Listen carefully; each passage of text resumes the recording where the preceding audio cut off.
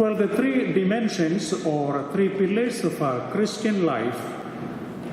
The first one is our relationship with God the Father. The second one is our relationship with ourselves. The third one is our relationship with others. The three pillars. But what should be our approach, our attitude in dealing with God, dealing with ourselves, and dealing with others? First, let us see what is the approach of God the Father. What is his attitude? How many of you have a plaque with the letters "Welcome" on it in your house? Plaque? Or a doormat at your entry way to your house with "Welcome"? Wonderful. I think practically all of, or in the living room somewhere, right? Welcome friends or welcome whatever, right? Yeah, great. The attitude of God the Father is same. He welcomes everyone into his family. He welcomes everyone into his kingdom. He welcomes everyone into heaven. He does not exclude anybody. He does not avoid anybody. He never thinks that somebody is not fit for heaven. It's an all open welcoming. Everyone is invited. Everyone is welcomed. That is the approach of God. That means for God, the welcome sign is not something that hanging at the entrance or on the doormat. The welcome sign is on his forehead. The welcome sign is on his eyes.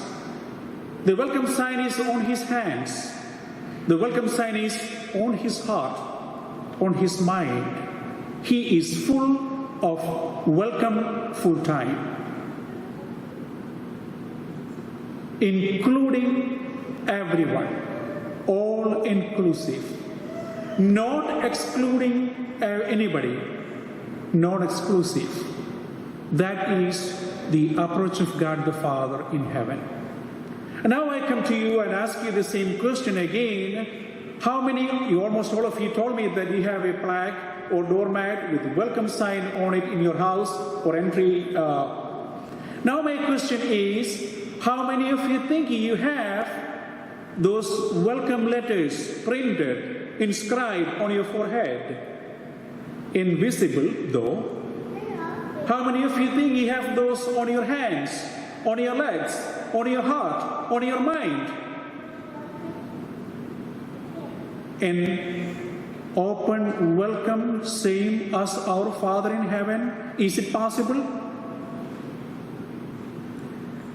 Jesus says, follow me. Follow me. And when Jesus says, follow me, he never asks you to do something that he cannot do or he will not do.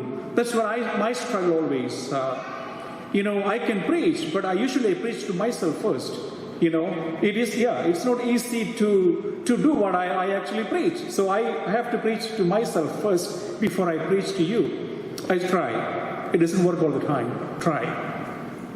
Jesus will never ask you to do something that he will not do or he cannot do. In other words, he says, follow me. Not doing something new, something different, but just what he did. And we know he did everything possible. Follow me. And today, when he is asking us to have this approach of welcome everyone, without worrying about the look of a person, the color of a person, the language of a person, the culture of a person, welcoming everyone. Same as his Father welcomes everyone into his place. Same as Jesus welcomed everyone into his life. He is asking us to welcome everyone. Welcome all. And that's the meaning of follow Jesus in our life. Because we are not asked to follow Jesus because of any fear of guilt. We are not asked to follow Jesus because of a habit. But we are asked to follow Jesus because we love him, because we believe and we experience his love in our life. Sometimes with the teaching of Christ, we can have different approaches. Sometimes we water it down for our convenience. Sometimes we make a smart selection of what we like and what we don't like. Sometimes we may even make it really hard, the teaching of Christ, for anyone to follow. The right approach is welcoming differences, welcoming others, so that no more outsiders are there, no more others are there. It's all going to be insiders. It's all going to be us, who all belong to the Father, who all have the same attitude and approach of the Father, welcoming and have the welcome written all over us.